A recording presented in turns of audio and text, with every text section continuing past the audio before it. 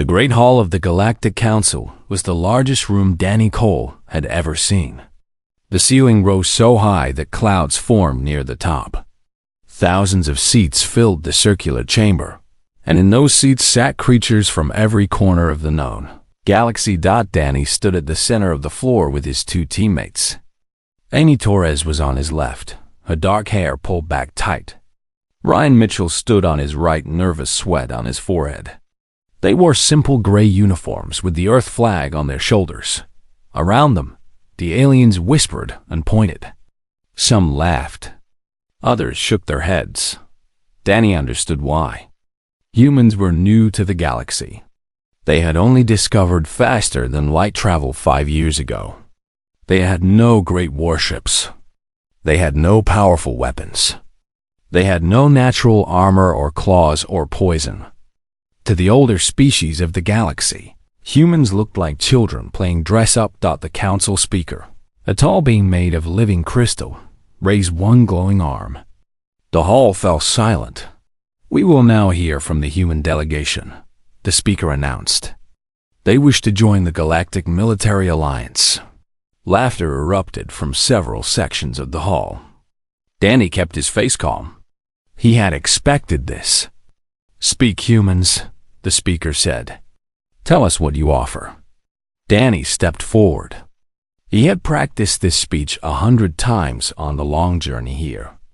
He opened his mouth to begin. "Wait." The voice cut through the hall like a blade.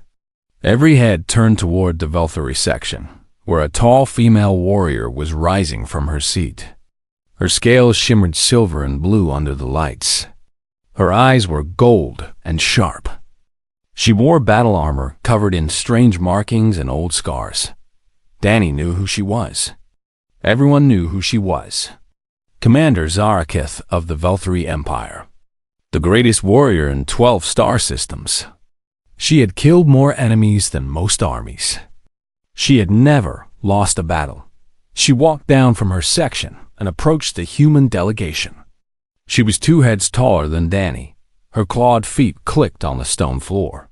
"Let me save the council some time," Zarakith said. She circled the humans slowly, looking at them like a hunter looking at prey. "I have studied these creatures. I have read their files. I know what they are." She stopped in front of Danny and leaned down until her face was close to his. "They are soft," she said.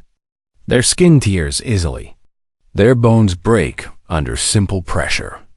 They cannot survive in cold or heat. They cannot breathe underwater. They cannot see in the dark. They have no claws, no fangs, no venom, no armor." She straightened up and addressed the council. "These creatures cannot even survive in the vacuum of space without wearing special suits. A Velthary child could kill an adult human with one hand. What possible use could they have in our military alliance?" More laughter came from the crowd. Danny felt Amy tense beside him. Ryan was clenching his fists. "May I respond?" Danny asked the speaker. The crystal being nodded. Danny looked up at Zarakith. She was smiling, showing rows of sharp teeth. She expected him to beg. She expected him to argue. She expected him to get angry. He did none of these things. "Commander," Danny said calmly, "you are correct about our bodies. We are not strong like the Velthary. We are not fast like the Krell. We do not have natural weapons like the Thorax." Zarakith's smile grew wider. "So you admit your weakness?" "I admit our physical limits," Danny said. "But I did not come here to offer our bodies. I came to offer our minds." "Your minds?" Zarakith laughed. "What good are minds in battle?" Danny reached into his pocket and pulled out a small metal cube. He held it up for all to see. "This is a puzzle box," he said. "It was created by the Velthary 3,000 years ago. According to your own records, it is unsolvable. No one has ever opened it." Zarakith stopped laughing. "Where did you get that?" "Your museum.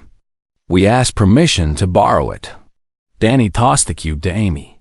Without looking at it, she began moving the pieces.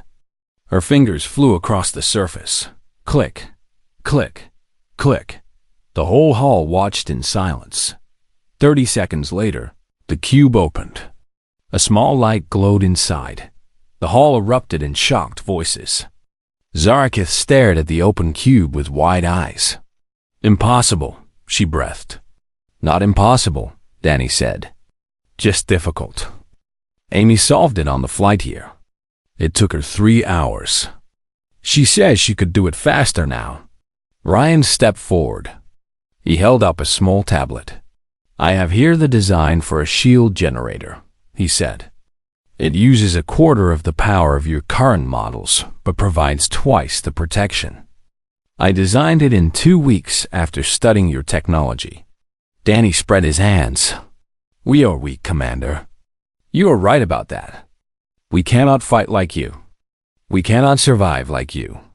But we can think. We can solve problems. We can find answers that others cannot see.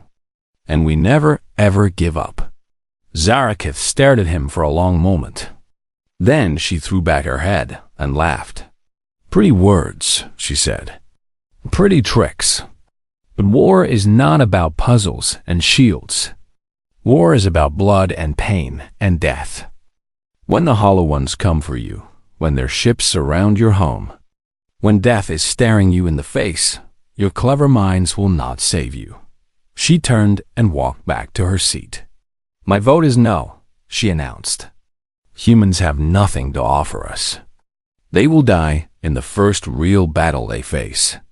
Let them play with their puzzles in their own corner of the galaxy. The vote was held.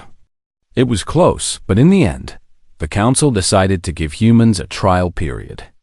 They would be allowed to participate in alliance operations for 1 year. If they proved useful, they would be granted full membership. Zarakith did not look at them as they left the hall. Later that night, Danny sat alone in his quarters aboard the human ship. Through the window, he could see the massive station where the council met. Somewhere in that station, Zarakith was probably laughing about the weak little humans. Amy knocked on his door and entered. You okay? She asked. Fine, Danny said. She was not wrong, you know. We are weak. If it comes down to a straight fight, we will lose. Then, we just have to make sure it does not come down to a straight fight, Amy said. Danny smiled. Exactly. He turned back to the window. Somewhere out there, enemies were waiting. The Hollow Ones, the Reapers of Worlds. Creatures that had destroyed entire civilizations. Creatures that the mighty Velthury feared. Danny Cole was not afraid. He had something better than strength. He had something better than claws and armor and poison. He had a plan. And humans always had a plan. 3 months passed after the council meeting. Commander Zarakith did not think about the humans. She had more important things to worry about. The Hollow Ones were moving again. The Hollow Ones were the nightmare of the galaxy. No one knew where they came from. No one knew what they wanted. They simply appeared, attacked, and consumed. They ate ships. They ate stations. They ate planets. They left nothing behind but empty space and silence. Zarakith commanded the battleship, Crimson Fang. It was one of the finest warships in the Velthury fleet. 300 warriors served under her command. The ship bristled with weapons. Its armor could stop almost any attack. The mission was simple. Scout the Nexus Corridor, a narrow passage of space between 2 dense nebulae. Reports said Hollow One ships had been seen in the area. Zarakith was to find them, report their numbers, and return home. She was not to engage. The Hollow Ones were too dangerous to fight alone. The Crimson Fang entered the Nexus Corridor at dawn ship time. The crew was alert. Every sensor was active. Every weapon was ready. For 6 hours, they found nothing. The corridor was empty. Just dust and darkness and distant stars. Then the trap closed. The first ship appeared directly ahead of them. It was huge and black and shaped like no living thing. It seemed to absorb light rather than reflect it. Its surface crawled with strange patterns that hurt to look at. Hollow One vessel, the sensor officer reported. Distance, 2,000 lengths. It is charging weapons. Turn us around, Zarakith ordered. Full speed. But as the Crimson Fang began to turn, more ships appeared. They came out of the nebula like ghosts. 2, 4, 8, 12.12 Hollow One warships surrounded the Crimson Fang. We are trapped, Commander, her first officer said. His voice was steady, but his scales had gone pale. Zarakith gripped the arms of her command chair. Her claws dug into the metal. Battle stations, she said. If we are going to die, we will take some of them with us. The battle lasted 11 minutes. The Crimson Fang fought with everything it had. Its weapons fired until they overheated. Its shields held until they shattered. Its crew fought with the fury of the Veltari, never retreating, never surrendering. But it was not enough that one by one, the systems failed. Weapons went dark. Engines died. The lights flickered and went out. Emergency power kicked in, bathing the bridge in red light. Zarakith pulled herself up from the floor. Blood ran down her face from a cut on her forehead. Around her, her bridge crew lay dead or wounded. Smoke filled the air. Report. She CROAKED. Her first officer was gone. The sensor officer answered instead. He was missing an arm, but he was still at his station. Weapons offline. Engines offline.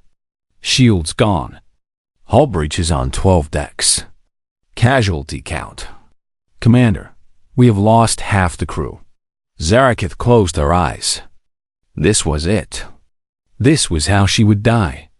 Not in glorious battle, but trapped like an animal. The Hollow Ones would board her ship. They would consume her crew. Nothing would remain. The Hollow Ones are holding position, the sensor officer said. They are not attacking. Zarakith opened her eyes. What? They are just waiting. I do not understand. She understood. The Hollow Ones liked fear. They liked to let their prey wait and wonder. They would attack when they were ready, when the fear had grown strong enough. Can we send a distress signal? She asked. Yes, Commander. The communication array is still functional. Send it. On all channels. Maybe someone will hear. Maybe someone will warn others to stay away from this place. The officer sent the signal. It went out into the dark, crying for help that would never come. The nearest Alliance fleet was 3 days away. The Hollow Ones would attack long before help could arrive. Zarakith sat in her chair and waited to die. 20 minutes passed. Then the communication officer, a young female with burned scales, looked up in surprise. Commander, we are receiving a response to our distress signal. From the fleet? No, Commander. From a human vessel. Zarakith felt her blood turn cold. Humans. Here. Now. Put them through, she said. The voice that came through the speakers was calm and clear. It was a voice she recognized. Commander Zarakith, this is Danny Cole aboard the exploration vessel Bright Spark. We received your distress signal. We are entering the Nexus corridor now. Hold on. We are coming to help. Zarakith stared at the speaker in disbelief.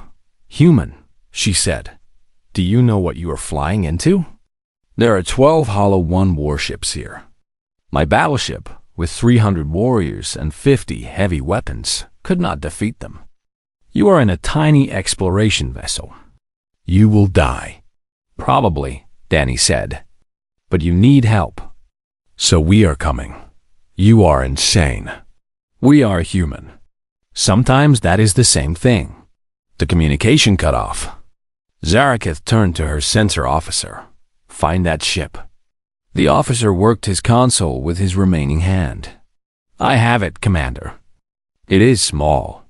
Very small. No weapons that I can detect. It is entering the corridor now. On the main screen, Zarakith could see a tiny dot of light moving toward them. Toward 12 Hollow One warships. Toward certain death. The human is going to die, her sensor officer said quietly. Yes, Zarakith said. He is. She felt something strange in her chest. It took her a moment to recognize it. It was shame. This human, this weak little creature she had mocked and dismissed, was flying to his death to try to save her. He knew he could not win. He knew he would die. But he was coming anyway, because she needed help. The Hollow One ships began to move. They had noticed the new arrival. 5 of them broke formation and turned toward the tiny human vessel. Bright Spark, you must run, Zarakith said into her communicator. You cannot fight them. You will die for nothing. Danny's voice came back, calm as ever. Commander, let me tell you something about humans. We do not leave people behind. Ever. Even people who do not like us. Even people who think we are weak. You are in trouble. So we are going to help. That is what we do. But you will die. Maybe, maybe not. Humans are very good at surviving when we should not. Now please be quiet. I need to concentrate. The communication cut off again. Zarakith watched the screen. The tiny dot of light that was the Bright Spark flew straight toward the 5 Hollow One warships. It did not turn. It did not slow down. It flew like an arrow toward the heart of the enemy formation. What is he doing? The sensor officer whispered. Zarakith did not answer. She did not know. All she knew was that she was watching the bravest thing she had ever seen. A human alone facing monsters that had destroyed empires, and he was not afraid. Danny Cole took a deep breath and checked his instruments one more time. 5 Hollow One warships were coming toward him. Each one was 100 times the size of his little ship. Each one had enough weapons to destroy a moon. He smiled. Amy, Ryan, are you in position? He said into his communicator. Amy's voice came back from far away. She and Ryan were on a support station at the edge of the corridor, too far for the Hollow Ones to detect. We are ready, Amy said. The transmitter is active. As soon as you release the devices, we can trigger them. Good. Ryan, are you sure this will work? Ryan's voice was nervous but confident. I studied the Hollow Ones for 3 months. Their ships are partly organic. They communicate using a special frequency that passes through their neural networks. If we disrupt that frequency, their brains will overload. It will not destroy them, but it will confuse them badly. How badly? Danny asked. Very badly. Like being drunk and dizzy and blind all at once. Danny nodded. That will have to be enough. The 5 Hollow One ships were getting closer. On his sensors, Danny could see their weapons charging. In a few seconds, they would fire. His little ship had no shields. One hit would turn him into dust. Here we go, Danny said. He pushed a button on his console. The cargo bay of the Bright Spark opened. Out into space tumbled thousands of small silver spheres. They spread out like a cloud floating between Danny and the Hollow One ships. Devices released, Danny reported. Activating now, Amy said. For a moment, nothing happened. Then, every single sphere lit up with blue light. They pulsed in a pattern fast and then slow, high-pitched and then low. The pattern was designed to match and disrupt the frequency the Hollow Ones used. The effect on the enemy ships was immediate. The 5 warships that had been flying toward Danny suddenly stopped. They drifted sideways. They spun in circles. They crashed into each other. Their weapons fired wildly, hitting nothing but empty space. It is working, Ryan shouted over the communicator. Their neural networks are overloading. They cannot think straight. On the Crimson Fang, Commander Zarakith watched in shock as the Hollow One formation fell apart. Ships that had moved with perfect coordination were now flying like blind animals. 2 of them rammed into each other and exploded. 3 more began firing at their own allies. "What is happening?" her sensor officer asked. "The human," Zarakith whispered. "The human is doing this." But Danny was not done. The Hollow Ones were confused, but they were not defeated. Already, some of them were starting to recover. Their organic brains were adapting to the disruption. In a few minutes, they would be back to normal. And 7 ships were still in formation around the Crimson Fang. They had not been affected by the devices. They were too far away. "Amy, I need to get closer to the main group," Danny said. "The devices only work at short range." "Danny, that is suicide. You will have to fly right through their formation." "I know." Danny pushed his engines to full power. The bright spark shot forward like a bullet. He dove through the cloud of confused ships, dodging and weaving.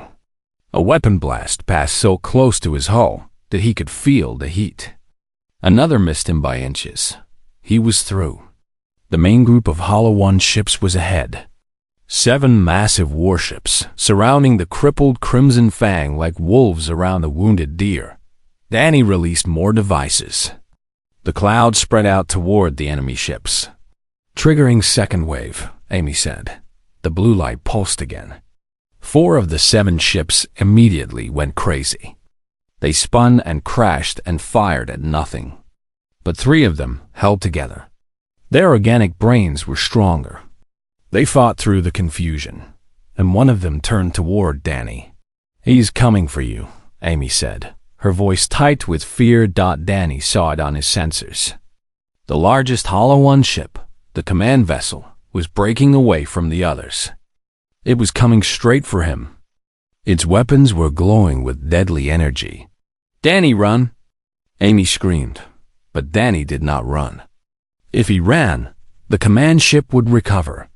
It would rally the others. The Crimson Fang would be destroyed.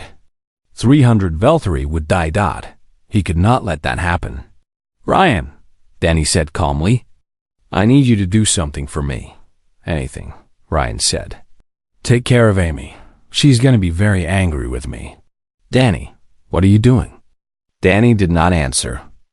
He turned his ship and flew straight toward the Hollow One command vessel. His engines burned at maximum power. His tiny ship accelerated faster and faster. "Danny, no." Amy was crying now. "Tell Commander Zarakith something for me," Danny said.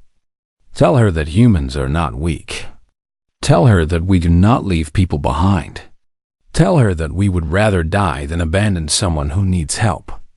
And tell her—" He paused. The Hollow One ship was filling his whole screen now.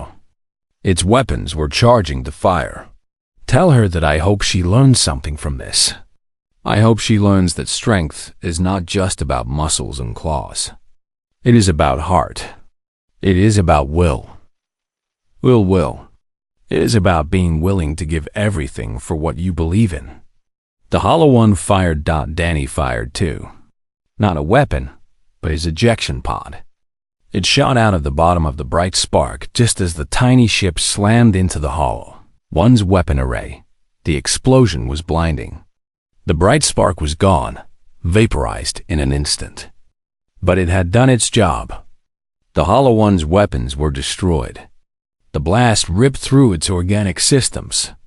The great ship shuddered and went dark, and a tiny ejection pod tumbled through the debris field, spinning end over end. On the Crimson Fang, Zarakith was on her feet. "Find him!" she screamed. "Find the human, now." The sensor officer worked frantically. "I have a life sign," he reported. "Weak but present. The ejection pod is intact. Can we reach him?" "I do not know. Our transporters are badly damaged. It will take time to repair them." "Then repair them. I want that human on my ship. I want him alive." Zarakith turned back to the main screen. The remaining Hollow One ships were retreating. Whatever the human had done to their command vessel had broken their coordination completely. They were running away. She had won. Against all odds, she had won. But the victory did not feel like a victory. It felt like a debt. A human had saved her. A creature she had called weak and useless had just done the bravest thing she had ever seen. "Work faster," she told her crew. "That human will not die today. I will not allow it." Outside, in the cold darkness of space, Danny Cole's ejection pod tumbled slowly through the wreckage of his ship. He was alive, barely. His suit was cracked. Air was leaking out. Cold was seeping in, but he was smiling. He had done it. He had saved them. The Crimson Fang would survive. Commander Zaraketh would survive. 300 Velthari warriors would go home to their families. That was enough. That was worth everything. Danny closed his eyes and let the darkness take him. The transporter beam grabbed Danny Cole's pod just as his life signs began to fade. The Velthari engineers had worked faster than they ever had before. Commander Zaraketh had stood over them the entire time, demanding they fix the system, demanding they save the human. When the pod materialized on the deck of the Crimson Fang, Zaraketh was there. She tore open the hatch with her own claws and pulled Danny out. He was in bad shape. His suit was cracked in 3 places. His skin was turning blue from the cold. His breathing was shallow and weak. Blood floated in tiny drops around him from cuts on his face and hands. "Get the medical team now." Zaraketh roared. Her warriors rushed forward with stretchers and equipment. They lifted Danny carefully and carried him to the medical bay. Zaraketh followed close behind, her claws clicking on the metal floor. The ship's doctor was an old male named Wrath. He had served under Zaraketh for 20 years. He had saved hundreds of lives, but he had never treated a human before. "I do not know this species," Wrath said as he examined Danny. "Their biology is strange to me. I will do my best, but I cannot promise anything." "Do better than your best," Zaraketh said. "That human saved all of us. He will not die on my ship." Wrath nodded and went to work. For the next 6 hours, the Crimson Fang limped through space toward home. The engines were barely working. The life support was failing. Half the crew was dead or wounded. But they were alive. Against all odds, they were alive. And in the medical bay, Danny Cole fought for his life. Zaraketh did not leave his side. She sat in a chair next to his bed, watching the monitors, watching his pale face. She had ordered her crew to bring her reports on everything. Ship status, crew casualties, the location of the Hollow One fleet. But mostly, she just sat and watched the human breathe. Other crew members came and went. They brought food that Zaraketh did not eat. They brought news that she barely heard. They whispered among themselves about the commander and the strange human who had saved them. On the second day, the Crimson Fang met a rescue fleet that had been sent to find them. Fresh supplies were loaded. The wounded were transferred to hospital ships. Engineers began emergency repairs, but Zaraketh did not leave the medical bay. She had Danny transferred to the hospital ship and went with him. Amy Torres and Ryan Mitchell were waiting when the hospital ship arrived at the station. They had traveled for 2 days at maximum speed as soon as they heard what had happened. Amy's eyes were red from crying. Ryan looked like he had not slept in a week. "Is he alive?" Amy asked when she saw Zaraketh. "Yes," the commander said. "He is alive. The doctors say he will recover." Amy collapsed against Ryan, sobbing with relief. Ryan held her tight, his own eyes wet with tears. Zaraketh watched them. She did not fully understand human emotions, but she understood loyalty. These two had traveled across half the galaxy for their friend. They had stayed awake for days, worried and afraid. That kind of bond was something she respected. "You may see him," Zaraketh said. "The doctors will allow short visits." Amy and Ryan rushed to Danny's room. Zaraketh followed at a distance and watched through the window as they sat beside his bed. Holding his hands, talking to him even though he could not hear, For the next 2 weeks, Zarakith came to the hospital every day. She told herself it was duty. She told herself she owed the human a debt and wanted to see him recover so she could repay it. But deep down, she knew it was more than that. She was curious about him, about his species, about what kind of creature would fly into certain death to save strangers who had insulted him. She began to read about humans. She accessed every file in the Alliance database. She studied their history, their culture, their biology. And the more she learned, the more amazed she became. Humans were a species of contradictions. They were fragile, but they survived in every environment on their planet. They were weak, but they had hunted creatures 10 times their size. They had no natural weapons, but they had built tools that could destroy worlds. And their history was a long story of impossible victories. They had fought wars against each other for thousands of years. They had faced plagues and disasters and extinction events. Every time, they had survived. Every time, they had come back stronger. One phrase kept appearing in the files. A human phrase that seemed to sum up their entire species. Never give up. Zarakith said the words out loud, tasting them. They felt strange on her tongue. Valkyrie had many words for strength and honor and glory. But they did not have a phrase quite like this. The idea of simply refusing to accept defeat, no matter how impossible the odds, was strange to her. But Danny Cole had shown her what it meant. He had flown a tiny ship against 12 warships. He had crashed himself into an enemy vessel to save people he did not know. He had refused to give up, even when giving up was the only logical choice. On the 16th day, Danny woke up. Zarakith was there when it happened. She had been reading another file about human history when she heard the monitors change their tone. She looked up and saw Danny's eyes flutter open. "Where am I?" he asked. His voice was weak and rough. "You are on a hospital station," Zarakith said. She moved closer to his bed. "You have been asleep for 16 days. You nearly died." Danny blinked and focused on her face. "Commander Zarakith," he said. "You made it." "Yes, thanks to you." Danny smiled. It was a small smile, tired and pained, but real. "Good," he said. "That is good. Why?" Zarakith asked.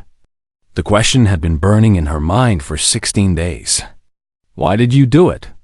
Why did you risk your life for us? We had insulted you. We had rejected you. We had called you weak and useless. Why did you save us?" Danny was quiet for a long moment. He seemed to be gathering his strength. "Because you needed help," he said finally. "That is all. You were in trouble. You were going to die. And we could help. So we did. Even though we did not deserve it. Everyone deserves help. Everyone deserves a chance to live. That is what we believe." Zarakith stared at him. In all her years of war, she had never heard anything like this. The Valkyrie fought for glory, for honor, for their empire. They did not fight for strangers. They did not die for people who had insulted them, but humans did. "You are strange creatures," she said softly. "I know," Danny said. "But strange is not the same as weak." "No," Zarakith agreed. "No, it is not." She reached out and very gently placed her clawed hand on his shoulder. "Rest now," she said. "When you are well, we will talk more. I have much to learn about your species."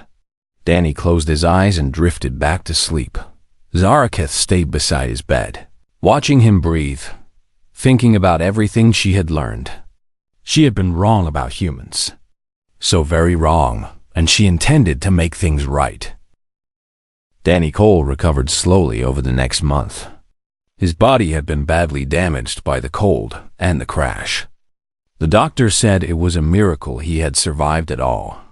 Humans, they learned, were very hard to kill. Amy and Ryan visited him every day. They brought him food from Earth that they had specially ordered. They played games with him and told him jokes and kept his spirits up. Commander Zarakith also visited, though less often. She would sit by his bed and ask him questions about Earth, about humans, about the way his people thought and lived. Danny answered everything honestly. He told her about human history, the good and the bad. He told her about their wars and their cruelty, but also about their kindness and their courage. He told her about the time a human had walked on the moon, about the time they had cured terrible diseases, about the time they had rebuilt their cities after devastating wars. Zarakith listened to it all with wide eyes. "Your species has done terrible things," she said one day. "Wars, genocide, destruction of your own world." "Yes," Danny agreed. "We have. But you have also done amazing things. Things that should have been impossible." "Yes, that too. How do you live with both? How do you accept that you are capable of such evil and such good?" Danny thought about the question for a long time. "We do not accept it," he said finally. "We fight it. Every day, every generation, we fight to be better than we were before. We fail sometimes. We fall back into old patterns. But we keep trying. We never stop trying. Never give up," Zarakith said softly. "Exactly." A week later, Danny was well enough to leave the hospital. The doctors gave him a clean bill of health, though they warned him to take it easy for a while. His body had been through a lot. Commander Zarakith came to see him on his last day in the hospital. But this time, she was not wearing her casual clothes.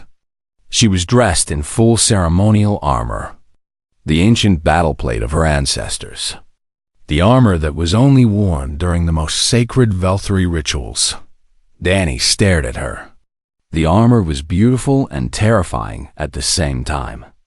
It covered her from head to toe in gleaming metal scales. Strange symbols were carved into every surface. And across the chest plate, in letters that seemed to glow with golden light, was a word in Velthari script. No, not a word. A name. Danny Cole. "What is this?" Danny asked. Zarakith stood tall and proud before him. "Among my people," she said, "there is a tradition as old as our civilization. When a warrior is saved by another, when someone shows courage that shalmas our own, we honor them. We inscribe their name upon our armor. We carry them with us into every battle, every ceremony, every moment of our lives." She touched the golden letters on her chest. "I have worn this armor for 30 years. I have never inscribed a name upon it. I have never met anyone worthy. Until now." Danny did not know what to say. He looked at his name, glowing on the chest of the greatest warrior in the galaxy. "You mocked me," he said quietly. "You said I was weak. You said I was useless." "I was a fool," Zarakith said. "I looked at your body and saw weakness. I did not look at your heart. I did not look at your spirit. I did not see what truly makes a warrior." She knelt before him, a Velthari commander kneeling before a human. Her warriors gasped. This had never happened before. "I was wrong about you, Danny Cole. I was wrong about all humans. You are not weak.